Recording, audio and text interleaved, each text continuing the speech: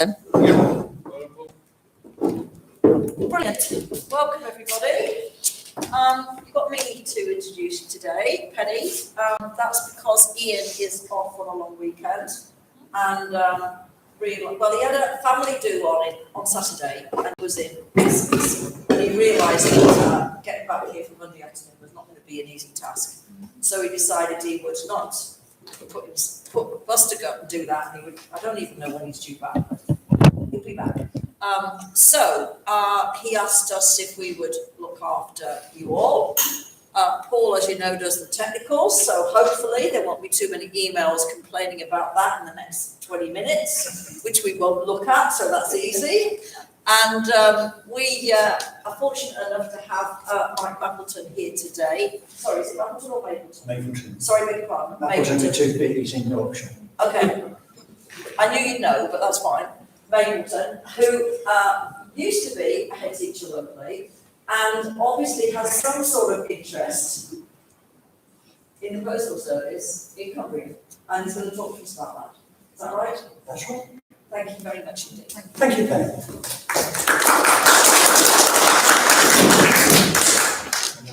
Thanks for the introduction. One or two house rules before we start. First of all, am I too loud? Do I need to use it? I think the shirt and the trousers are a bit loud. Mike I brought along as my header-in-chief, and it reminds me to say that during the course of this talk, I don't mind the talk being interrupted. I find when I'm on your side, something occurs to me when the speaker's in the middle of the talk, and then when it comes to the end and question time, I forgot the question. So interrupt by all means. Secondly, when the talk is over, if you wish, by all means, come and have a look at the display. Even pick the items up, but under no circumstances, please take the sheets out of the little sleeves, much less take the letter out and attempt to read it. There was a disastrous occasion in Penrith when I was doing a talk for a ladies' luncheon club, and in those days I didn't have display boards. So what I used to do was I would go through the sheets one by one, and I'd hand them to Penny, and Penny would pass it on to the next one, so on and so forth. So anyway, I was talking to this part of the house, and somebody from over there had taken a letter out and was undoing it. And because it was the oldest letter I owned at that time, it was rather fragile, and it ended up in pieces. And I was so annoyed that I stamped my foot. And I said something under my breath, which would be heard on this microphone. And it echoed all the way around. So ever since then, I say that. As to my connection with the post office, in spite of my garb, the only connection I have with the post office is that when I was a student, I used to do the parcels at Christmas time.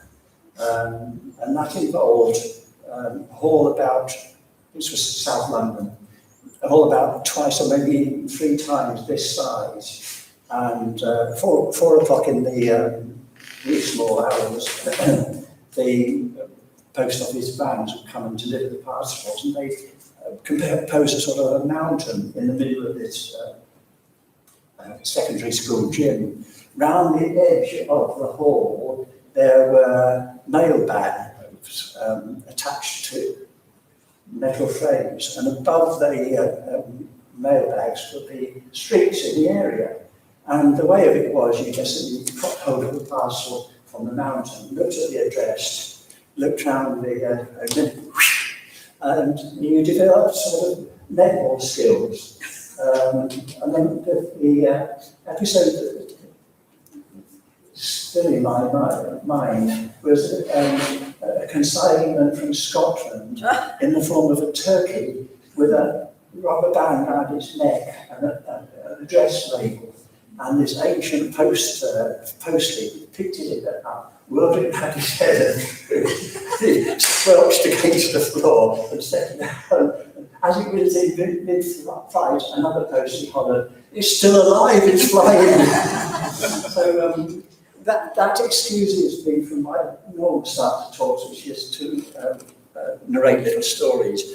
Most of my stories in that connection are rather salty, so in these hallowed surroundings, I thought better of. Okay, to the point. The postal service in Cockermouth more or less started in the late 17th century.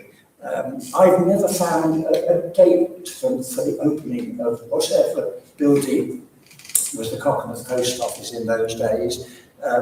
You need to go into the Post Office archives in London, and I can't do that nowadays. It's a sort of 24 hours to get there, 24 hours to familiarise yourself with the archives, 24 hours to hope to get what you're looking for, 24 hours, and so on and so forth.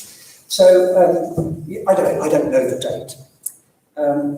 All I do know is that in 1660, at the end of the Civil War, with the restoration of the monarchy, came the founding of the General Post Office. And it sounds very highfalutin, but it was rather lowfalutin. It amounted to 6 post roads. There was a Great North Road that took the post from London to Edinburgh. There was the Dover Road for Continental Mail. There was the Exeter Road, later extended to Plymouth and so on, for Iberian Post. There was the Bristol Road, because Bristol was the second most important city in the country in those days. I speak as a Bristolian myself, born and bred in Bristol. There was the Holyhead Road for the Irish mails. I got up to 5, and I'm always stretched to remember the 6th, because hardly anybody writes anything about it. That's the Great Yarmouth Road, probably for the German mails. You will realise, looking around here at expert geographers, Cockermouth didn't figure. If you wanted to post a letter living in Cockermouth in 1660, you'd have to get your man to take it to the Great North Road. And if you wanted a reply, you'd have to live somewhere along the Great North Road. The expectation of reply maybe a week or 10 days or even a fortnight. So it wasn't practical politics. To cover that, I got 2 items at the beginning of this display, which will show you what ancient letters look like. And the first one is from Bristol, dating 1599. This is, oh, sorry. No, do it for the people. Right, people. This is a Bristol letter. It's from the Corsini correspondence. The Corsini family were entrepreneurs of the day, wheeling and dealing in commodities. And just post-war, post-Second World War, all this correspondence came to light and was auctioned in a big auction house in London. And since then, it sort of trickled down to people like me.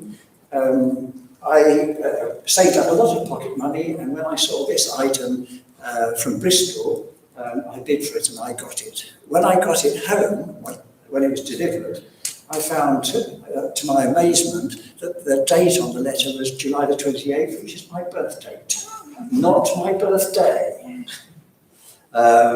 It's a boring letter saying that the writer who later became mayor of Bristol was sending an assignment of lead by sea to London, and it would have probably taken 10 or 20 times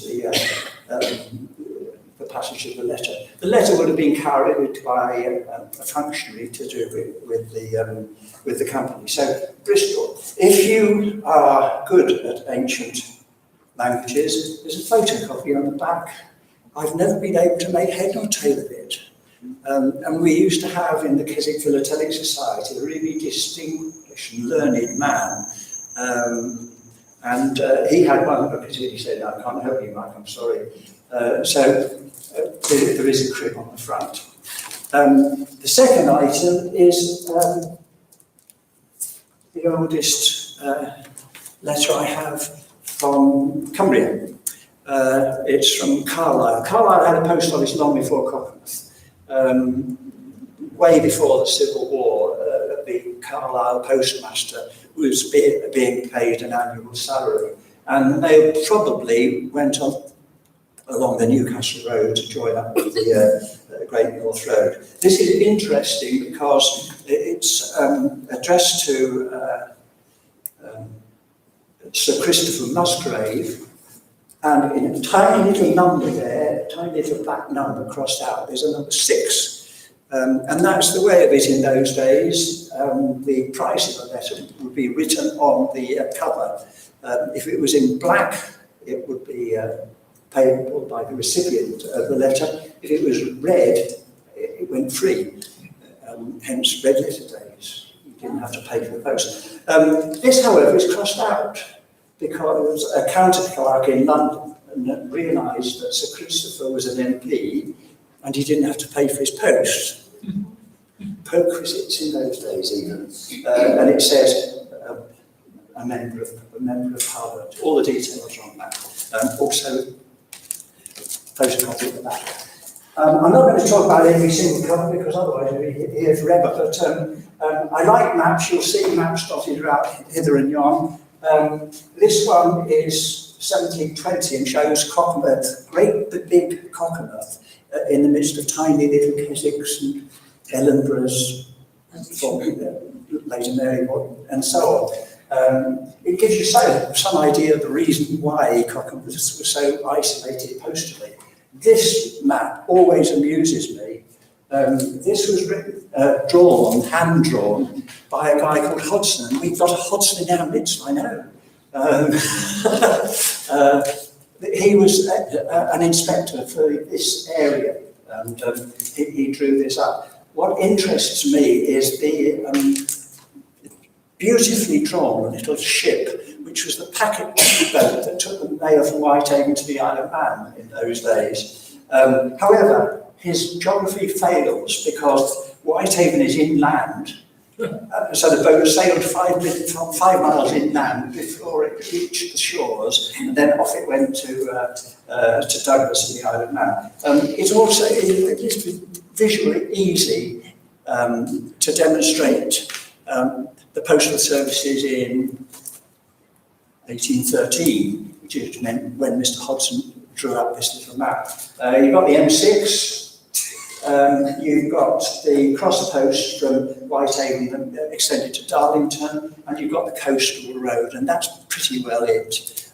There was a fairly complicated postal system based on Kendal, but I won't go into the details of that because I'm supposed to be talking about Cockermouth, not Kendal, maybe another day. But Cockermouth figures, and it's there. Interesting enough, though, at that time, if you posted the letter in Cockermouth to a Carlisle address, it wouldn't go along the Carlisle Road, because that wasn't a post road in those days. It went to Penrith, and then it went to Carlisle. And because post was charged more or less by stages or by the mile, you had to pay, I think it was 7p instead of what it should have been, which was 4p.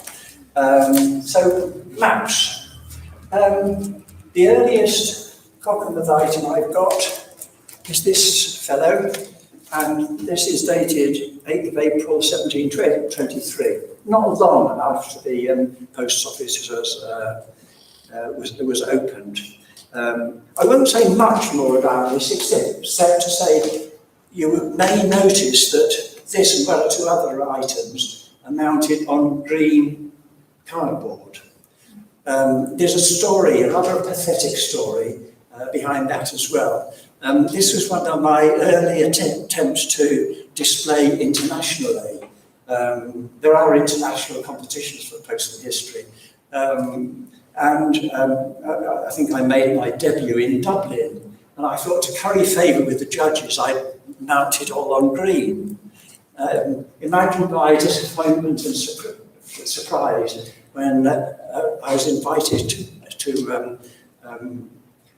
Sherry and Nibbles the night before the exhibition, and I was introduced to the judges. One was from Scotland, one was from France, and the third one was from Canada. So it all failed. Furthermore, because that was one of my sheets, I was docked so many points that I didn't even get a gold medal. So I failed amateur. You're not allowed photos in this sort of display. You should be, but you're not. Two items in this row to draw your attention to. This was one of the first letters I bought when I moved into Cockermouth, which is now 37 years ago. And when I got it home, I undid it to read the letter. And I read the letter, and it's quite interesting. I'll read you an excerpt from it a bit later.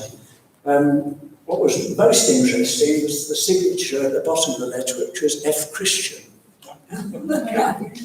Like you've really fallen on your feet that here. So I took it next door because in those days my next door neighbour was Hugh Turner.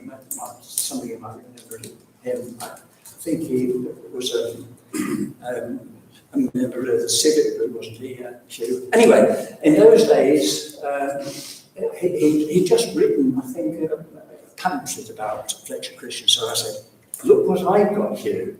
And it was a bit of a grumpy old soul was here, and he said, good, Ian, I'll look into it for you.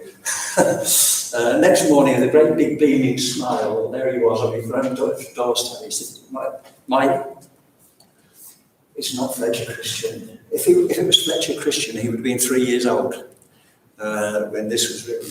It turns out that I had to compose this sentence very carefully. It turns out that Christians were very common surnames in those days. Not Christian, yeah. And the Christians to a tenpenny, rather like foxes. Margaret will explain that later on. Anyway, here it is. I flattered myself I should have heard from you before this, but as I have been disappointed so many post days, I fancy you wait to hear from me first. I was sorry to leave Whitehaven without seeing you, but was really so unwell I was not able to do it. I saw Mr. Taylor and Mr. Fearon at an assembly at Cockermouth a day or two after the former had left you at Keswick, to which place, somebody sent it to hell's long, to which place I was glad you arrived safe. Poor Peter will be quite inconsolable for your lap. I pleased myself much in the thought of having you fixed so near us as you will be when you have the honour of being his wife. 'Twas cruel to leave him, but she who in modesty retires adds fuel to her lover's fires. So there we are. The final paragraph is all about a riot of miners in Whitehaven involving the Lutwidge family. On the side of the great and the good, not baddies. This next one, with this next one, I come to the point. A letter signed John Wordsworth. I'm sorry I haven't got a William Wordsworth letter, very sorry. But they do command quite a considerable price these days. And most of them reside in the Wordsworth Museum at Dove Cottage. I've seen many of them, and they're very impressive. John Wordsworth was a lawman, an attorney. It didn't have anything to do with the post office. William Wordsworth had a business as a stamp duty man. He sold stamps, but they were to do with I don't know, legal matters, you have stampage when you buy a house, that sort of thing. So he didn't have anything to do with the post office either. So I'm sorry to disappoint you. Dry your eyes and be a brave girl. Right? The letter is deadly boring, I'm afraid. I'm not going to dwell on it. These are just examples of Cockermouth hand stamps in the early days of the Cockermouth Post. You'll notice that by that time the Cockermouth town hand stamp was just simply a horizontal, not a two-line hand stamp as the early ones. These would have been manufactured by the local chippy, according to a design sent by the post office. And the trouble with Cockermouth is that it's a long word, and these were made out of wood, so the wood would warp. Sometimes you get a bit of blank printing in the middle, and sometimes a bit of blank printing at either side. Cockermouth seems to be a victim in the middle most of the time. This letter is interesting because it's addressed to Uenrig, U-N-E-R-I-G-G, Uenrig, which was the common spelling in those days. Last one on that frame is addressed to the local MP, Satterthwaite. Amazingly, Cockermouth sent 2 MPs with a population of what? I suppose it would have been 3,000 or 4,000 in those days. And of those 3,000 or 4,000, but maybe 0.5% could read and write and vote. So draw your own conclusions. Okay, second frame, making progress. This is a letter.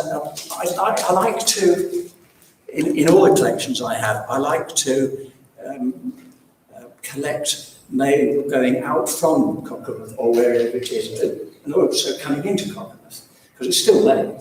And so this is a letter from Keswick, charged 4pence in 1819, and it's part of a display I did years and years ago, and the green ink is excerpts from the memoirs of the veteran postmaster at Keswick, one J. Fisher Crosswaite. If you've ever seen the crowd scene that was painted by somebody, I can't remember who, in the middle of the 19th century, it's on display in the museum. Fisher Crosswaite is a bearded and hairy man right at the forefront of that painting. Anyway, this is talking about the transition from the days when post was delivered by post boys on foot, maybe a horse post, but that was the best they could offer. However, but a great change came for the better, and we had from Lancaster to Whitehaven well-appointed 4-horse coaches with driver and guard in scarlet coats. The distance is about 80 miles from Lancaster to Whitehaven, leaving Lancaster. Leaving Lancaster, the mail coaches served Milford, Kendal, Bowness, Ambleside, Keswick, Cockermouth, Workington and Whitehaven. The coaches generally crossed each other on Dunmail Rails, or Rise even. So we've got mail coaches. There's a mail coach timetable which baffles me completely. It's the route from Kendal to Whitehaven, and for some reason it takes 2 hours going out. It takes 2 hours more going back than when it went out. It can't be to do with the country. I don't know why. Now, this is the embarrassing moment. Because it's 2 years since I had one of these in the hands. Mike's been embarrassed over and over again. When the Society of Postal Historians meet in Cockermouth, as it does every other year, this is used for disciplinary purposes to call the meeting to order, because they're all chatterboxes, aren't they, right? This is Post Hall. I bought it in Barnstable, 45, 50 years ago maybe. Mrs. Mapleton did not approve. I think her words were, "I hope you're not taking that dirty old thing home," and then a pause, "and if you do, you're going to clean it." Post horns are not the same as coach horns, more or less the same size and shape, but there is insignia. And the insignia is here, Royal Coat of Arms. At the bottom, the giveaway is Royal Mail, but in between there's a number, and this number is 82. And I didn't know anything about this number for years and years and years. I was put right by a friend of mine who said that this was the number of the mail coaches. They were like buses, you know, they got a number on the side, usually on the door painted in gold leaf. So I checked it out, and 82 is the service from Shrewsbury to Holyhead. And since when I bought this, I was living in Shropshire, not far from Shrewsbury, I was chucked to bits. However, since then, further research has demonstrated that maybe the number isn't anything to do with mail coaches. It's possibly a manufacturer's stamp. 82. It was, I don't know, it was made on the 8th of February or whatever. And now I can see you're dying to hear it played. My success rate is about 2 out of 5. And I must make a compliment to the U3A before I do anything, because I used to be a member of the U3A here. I used to dabble in watercolours. And I got chatting with a pal of mine called Brian, can't remember his second name, and he said he was a member of the mechanics band. I said, you can help me with this because I don't know how to play this. And so he said, well, for a kick-off, in those days I didn't have a mouthpiece. For a kick-off, get yourself a mouthpiece, close your lacerate the lips on the sharp edge of this. Although on the mail coaches they must have used it like this. Get yourself a corny mouthpiece, it'll make it better. It didn't. So you are about to hear either a pathetic squeaky noise followed by floods of tears, or you'll be deafened. So you have been warned, okay?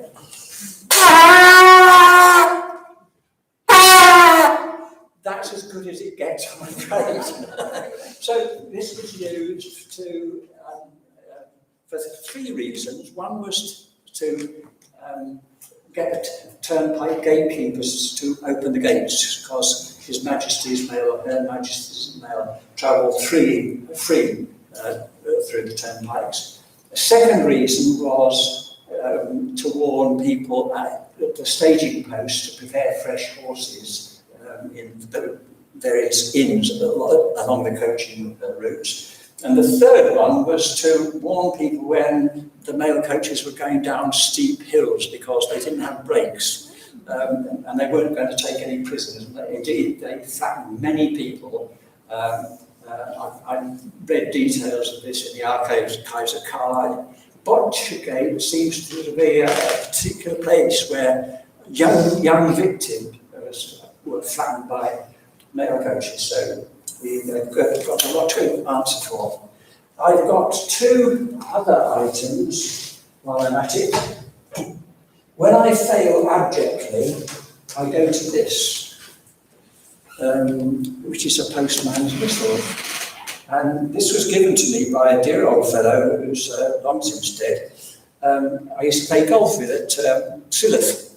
And we were playing around the golf one day, and he said to me, "Is it right you do talks, Mike?" And I said, "Yeah, I do." I said, "How did you know, Bob?" He said, "Well, I read it in the news." He said, "About the post. Have you ever heard of a postman's whistle?" I said, "Not really." I said, "What, something like that?" He said, No, I had a postman's whistle. So tell me this story, Bob says. And he said that he had the walk north from Carlisle, and it ended up in West Linton, where there was a posh house, a manor house, or whatever it was. And the way of it was, Bob would take his bag along the gravel path up towards the front door, and when he was about 100 yards from the front door, he'd blow his whistle. And that would allow the man, the servant, to put in his gloves, get the silver salver out, go upstairs, get the day's mail, bring it down to the front door, hand it over to Bob, Bob would hand over the ingoing mail, and so on. And I've often wondered how much the Lord of the Man paid for the service, but I've never been able to find that out. One day I will, but this I can blow expertly, because I used to use stuff like that on the playground. Wonderful. And the third item I've got is you had to weigh letters because there were different rates according to how heavy the letter was. And I came by this the other day, the cutest little letter scale you ever did see. I imagine that this contraption attached to a sort of chatelaine or something of that sort, and a lady would use this. And you could attach your letter there, you can see it. Okay. Isn't that cute?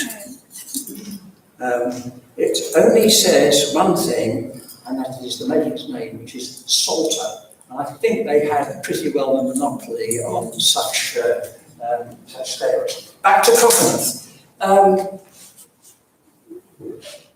Mail coaches 1785, mooted by the original entrepreneur to William Pitt, and he got it going within a year. And within a year, Carlisle had mail coaches, and they were coming from the post road from Stone in Staffordshire to Cumbria, being established long before that. But mail coaches also came over the Pennines from more or less Darlington. I'm looking at the clock, I know that I haven't got much time left, so I'm just going to mention this. If you are wondering what travelling conditions were like in those days, I'm talking 1831, this is a letter written by a Cockermouth man to his daughter in London. And he delivered his daughter presumably to a job in service. And he's describing to her his journey back from London. And the green bit shows you the details. He went by mail coach to Liverpool. He got a boat from Liverpool to Whitehaven, and then he walked home from Whitehaven to Cockermouth, 1831. So that's that one. 1840, penny black. I used to have a boss called Penny Black, didn't we, Margaret? She was the Director of Education. And she was interested in postal history. She was really chuffed to bits when she visited my school. And in the entrance hallway, she found a GPO letterbox that I pilfered from somewhere. And I got a gold star for that. Anyway, penny blacks. Postal reform. You can see, well, if you've got eyesight, 1 and 3pence, 1 and a penny, 4pence, 1 and a penny, 9pence. Huge sums of money. The most expensive item I've got, I'm afraid I've misread it, so it's not on display today, was 5 shillings from Cockermouth to Oswald Street, 5 shillings, because it was so heavy. Mostly lawyers' mail, sending documents through the post, it just didn't cost money. Rowland Hill reform, 1840, everything was a penny, unless it was overweight. But then the increases were trifling by comparison with the pre-1840. At one and the same time, penny blacks were introduced, twopenny blues, and a form of postal stationery which was called the Mulready envelope. William Mulready was the designer. Cockermouth had them. They're very difficult to find and very expensive. So, that sort of stuff takes a lot of pocket money in one way or another. This is the earliest one I've got, Cockermouth, November the 20th, 1840. I remember buying it at a fair at York, which is pointed at anoraks like me, so that you could buy postal history material. Mike's been there many a time. And when I bought it, the dealer sold it to me knowing that I collected coconut. And by my side, there's a guy from Scotland, almost in tears. And he looks at me and more or less said, you're lucky whatnot. Getting a coconut item like that. I mean, looking for something similar from Aberdeen for 20 years and more, never found one. I hope he did. But this is addressed to a factory, the Curran Company, which nowadays manufactures letterboxes. Anyway, it was regarded as quite a daring step, probably not a wise move. A lot of the general public didn't trust it. However, post office profits went like that. I don't keep numbers in my head, you know, how many more millions of pounds they made, but it's skyrocketing. Not entirely because of the penny post. There were two other factors that played a part. One was the introduction of letterboxes. You know, people could pop their letter in the post much more conveniently. Previously, you had to take your letter to the post office, and to get your post, you had to go to the post office. So, you know, door-to-door deliveries started in the middle of the 19th century as well. Another reason was that people were more literate in Victorian times. The penny schools were introduced, and so people learned to read and write. And because post was so cheap, a lot of people, you know, wrote postcards to each other from the 1870s or 80s onwards. Yeah, there we are. There's a variety of posts on display. I decided to include a couple of items from Carlisle. One is just here. It's got a little note on the bottom left-hand corner. I bought it from Mitchell's Auction House about 5 years ago, I suppose. I can't look at Mike Roberts when I'm saying this.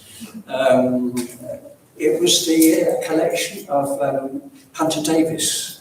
And unfortunately, Mitchell's didn't really understand the value of his collection, so I bought it for peanuts. Actually, it was quite a lot of peanuts, but I got away with it rather. Why is this turned around? A rarity. This letter was couldn't be delivered, and so when they investigated, they had to open the letter. When they resealed it, they used a mailbag seal, and you don't find those very often. It's the only one of Cochrane, but it's the only Cumbrian one I've ever seen in the whole of my life. So if this building goes down in flames, I'll take that one out first. This is 19th century stuff to all sorts of destinations in the United States and so forth. This is for any lawyers in the house. The notice reads, the manor of Papcastle notice is hereby given that the court, baron and customary court of dimissions of Lampler, Freshfield, Ballantyne, Derby, Esquire, Lord of the manor of Papcastle, will be held at the bird in hand at Papcastle. So I still can't remember what are dimissions. I can't remember either. People did decorate envelopes in high Victorian times. This is a beautiful three-bar gate where the addresses are the horizontal wooden bars. Those are this is the staff of the Cochrane Post Office at the turn of the century. Somebody with eagle eyes says that there is a look-alike for a certain man dressed in red. I deny all knowledge. Mapletons have never been born and bred in Cochrane. We come from East Anglia or Kent. sometimes Yorkshire, but there's some real villainous-looking characters in there. Generally speaking, with posed photos like this, you find postal workers, telegraph boys and so on, ancillary workers. But if any of you do recognise any of these people, I'd love to put names to faces, but you'll need a spyglass probably. Then I think I'm going to say four more things. This I can't display. It's addressed to OHMS, to Mr. Logan, the Inspector of Police of Keswick, posted in Cockermouth, March the 4th, 1904. And I leave it like that because it included a poster for him to display. Rather nice. And there's the Cockermouth stamp. So if I display it, it gets all floppy and disappears. Tiny little postcards. I don't know why people would want to send a tiny little, anyway, they did. Certificate to kill the game. The Mooter camp, we're going into the Second War by now. The Mooter camp came under Cockermouth. Indeed, this second item is got a postmark of Cockermouth. The footpost from Cockermouth went as far north on the Carlisle Road as the village of Sunderland. And as you'll know if you know that area, Mooter camp is not far short of Sunderland. So they would collect those from the prisoners, duly authenticated with these sort of stamps. And that was that.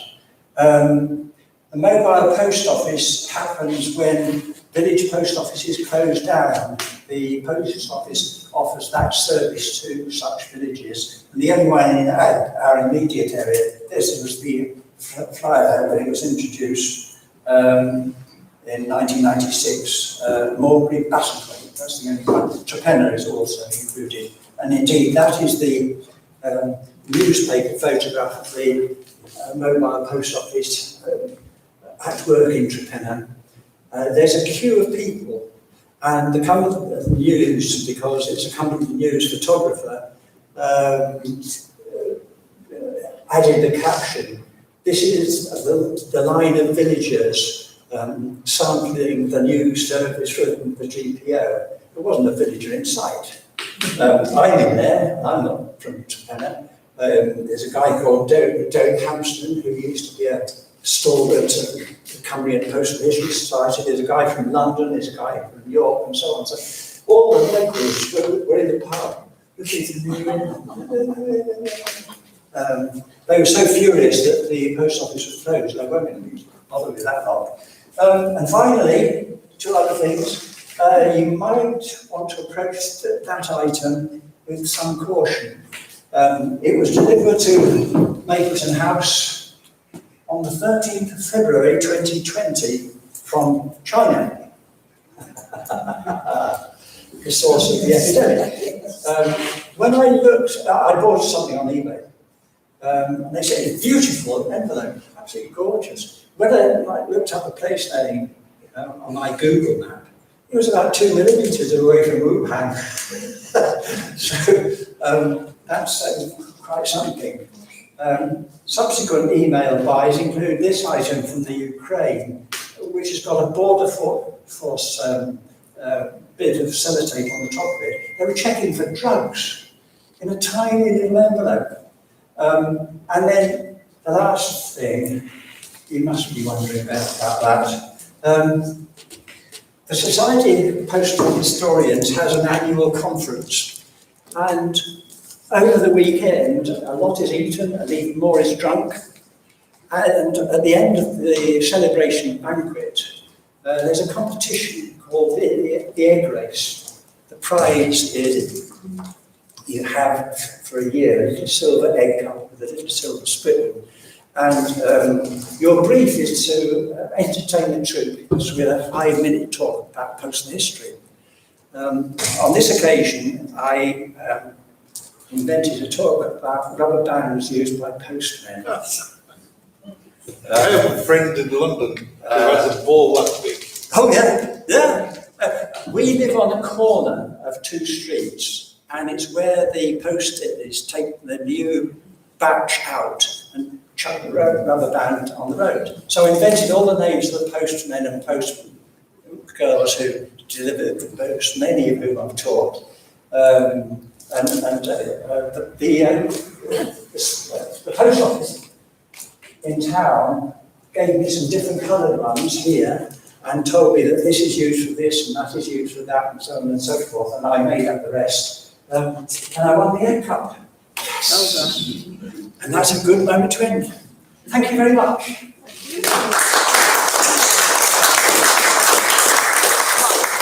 My daughter recently came along with a little pot of rubber bands and said she was in the habit of picking them up when she saw them, as you do find them. And she said that she had read that anyone could put them back into a post box and that they would be recycled by the postal service. Have you ever heard of that? Never. No. We learn something every day. Someone else obviously knows about it. So you just put them back in a post box. I just win competitions with them. That's fine, you can win competitions with them, but there you go. That's another little anecdote for you. I will add it next time, if I remember, but I forget things, I'm afraid. Yeah, well, I'm surprised I remembered it. That got into the Times and Star. Oh, good Lord. Very important. What fame? Because that fame at that. I thought you were going to say the Times. I'm second only to Emma Raducanu. Well, there you go. Yeah. I know who. And nowhere near as pretty. Anyway, if you want some questions, I'm happy. Yeah. Anybody? Any questions? Not so much questions, just a little anecdote, really. Some of you may remember reading in the local press a few weeks ago about an item of post that was delivered many, many years after it had been posted. And my father used to be a postman in Mansfield in Nottinghamshire, which is my hometown. And I think it would be in the 1960s, it could have been the 70s. The GPO, it was then known in Mansfield, General Post Office, was being renovated, and they temporarily moved out into a local Methodist chapel only a few hundred yards away. But in those days, in the sorting office, which I actually went to work in during the school holidays, they had all these pigeonholes up against the wall. Oh, yes. And when they pulled them out from the wall to transfer to the chapel, they found hundreds of items of post behind these pigeonholes. Most of them were postcards, which of course in those days people always sent postcards when they were on holiday, didn't they? You know, Yeah. wish you were here and all Oh, that. yeah. Some of them were quite saucy, I remember as a teenager. I've left these out today. Yes, I enjoyed reading them as a teenager. Me too. And Still. but my father said they all had to be delivered. It was a Oh, rule yes. of Royal Mail. Right. So the local press in Mansfield, for weeks later, was full of letters saying, I've just had a letter delivered to my father who died 38 years ago. And things like that, you know. So The White Apron Packet, which was the local newspaper way back, used to have a column of letters received by the post office in White Apron and hadn't been collected. Please collect, and there'd be a list of people. But the pigeonhole story reminds me of something else I've got. Which is the pigeonholes on the travelling post office. I didn't mention the travelling post office, but then the travelling post office didn't really come to Cockermouth. Anyway, you're a postman's son. Can you hold one end? Actually, it's going to be upside down this way. You hold that end. Yeah. And I hold this end. This was retrieved on Carlisle Railway Station in, I think, 1992 or thereabout, on the last night of the travelling post office. A mate of mine, who's also a member of the Cockermouth Stamp Club, we went up this freezing cold January night to bear witness, and we posted letters on the train. There were grown men in tears, both railway workers and postal workers, because it was the end of an era. And these rubber things were attached above the pigeonholes. And you've got Ascombe in Furness, Kirby, Grange Overstand, Alston, you can read the bits from your end. Grange, Alston, Windermere, Egremont, Alston. Yeah, and back to that. They're called fillets. Don't ask me why, but they are called fillets. And when they were worn out or made redundant, or they needed to change the post office here, they cut them up in bits and fixed them onto their boots as brakes in frosty weather. So there we are. So pigeonholes. But yeah, you keep on hearing stories of male being delivered 100 years later. When was that you went for that? When was it when you went for that? I think it was 1992. Okay. I mean, people, About that. Round about that time. I know that I hadn't quite retired, and the next morning in school I didn't perform at my best. Some people are saying as usual, but no, it was a very, very sad occasion. Made more sad by the fact that the post office contract with British Rail ran to the April of that year. And we turned up on January day, and they ran empty trains up and down to fulfil the contract. Yeah. When I was a kid, we used to go out and watch the mail being picked up. From the Danby bits? Yeah. Yeah. There's probably a technical term, mail apparatus. Yes. Danby bits sounds but yeah. Okay. Anything else? Yeah.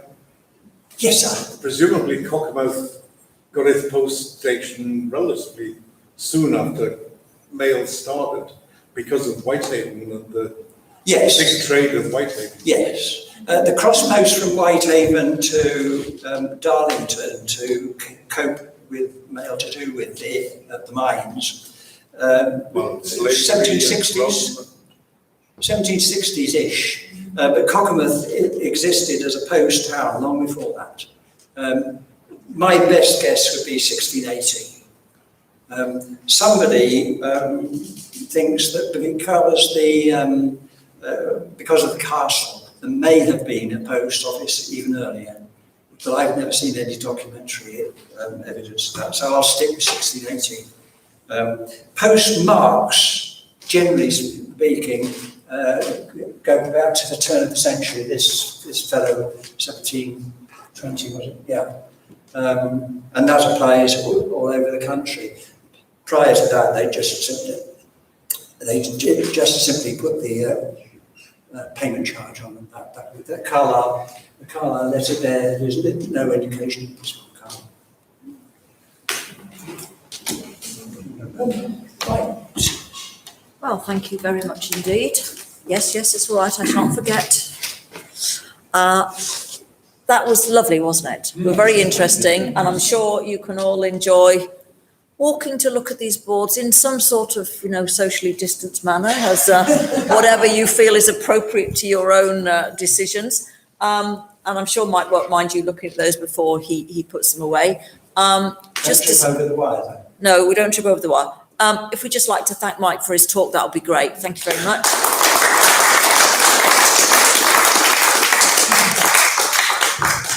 I'd just like... Thank you for staying awake. Normally this time I'm fast asleep. I'd just like to say that thank you for coming.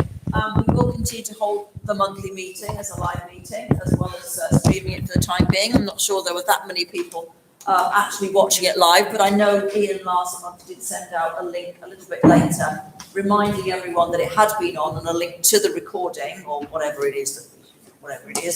And people could, on YouTube, did go back and have a look at it. And who knows who else could look at it, because on YouTube, anybody can look at it. So, you might get all sorts of messages from all sorts of people. Might go, I saw you on YouTube. Including your brother, who's never heard me speak. Well, there you go. He lives down south. Well, now all he needs to do is All search he for needs Cockermouth to do- U38. Yeah, so I'll you tell him search for tonight. Cockermouth U38, he can see. We're not still recording, are we? Yes. Oh, yeah. Okay, next month we will have a meeting, of course. I believe it's on the 11th, the second Monday of the month. At the moment, I am planning, unless this falls through, because these things do happen, that it might be Rod Moore. I don't know if any of you remember him having the toy museum in at the back of Banks' Islanders down the lane. It's a little hazy in my mind, but I do remember going there, and I've only lived here 40 odd years. But I can remember taking my children there and finding it fascinating. But apparently he does do talks and has said he was willing to come along here. So that is our plan for next month at the moment. I was chasing Paul Cusack to do something from Cockermouth Travel, who swears he spoke to us a couple of years ago, but I think he did, because none of us can remember it, because we all thought he hadn't done it, and it must have been just on COVID time that he didn't do the talk. But if someone can remember that he did do it, I really won't press him. But I can't remember that he did, and none of us could remember, but I might put out a notice going, does anyone remember Paul Cusack giving us a talk? Because if so, we won't have him again. But we'll see how that goes. If anyone has got anything they want to add about anything they know that's going on, or they think the rest of the members would like to know, this is your moment. Do always let us know, or put it onto the website memo board, is it called? No, forum. Forum, there you go, forum, which some of you might have found. Some might have interesting snippets. But I believe we have a little notice to be put out about another local society in Cockermouth. This is by way of a commercial interlude. May I say it's a prerequisite to have long hair to be a stamp club. But for my sins, I'm secretary of the Cockermouth Stamp Club, and if anyone is at all interested in coming along to any of our meetings, you will be very, very welcome. We meet at the Friends Meeting House in Kirgate on the 4th Thursday of each month at 2 o'clock. We have a wide variety of speakers, we have quizzes, we have workshops, we have 2 auctions a year, and I think you're allowed to use the words mixed ability class. We have specialists, we have beginners, we have returners, and we're a friendly, welcoming group, I'd like to think.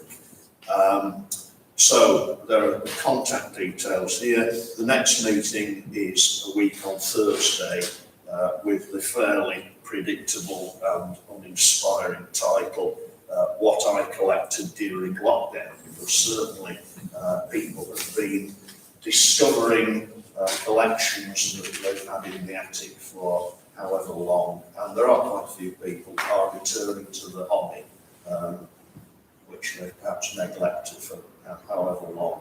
We also, interspersed with the live meetings at the Friends Meeting House, we do have monthly Zoom meetings where we have people.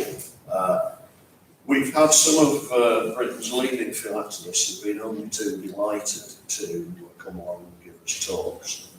Obviously, they wouldn't come to Cumbria to give a presentation. We've had some absolutely wonderful talks. So, if anybody is interested, my contact details are there, and we'd make you very welcome. So, obviously, right there. Okay, everyone, sorry we can't have teas yet. Hopefully in a few months' time they will allow us having chin, and then we can make tea. So sorry, no tea today. No, Christmas, we've got some crowds coming again for the Christmas meeting who will undoubtedly be preparing food or bringing it prepared or whatever it is we're allowed to do, we'll do it. So hopefully we can have some sort of refreshment there. Thank you. Okay, thanks everyone.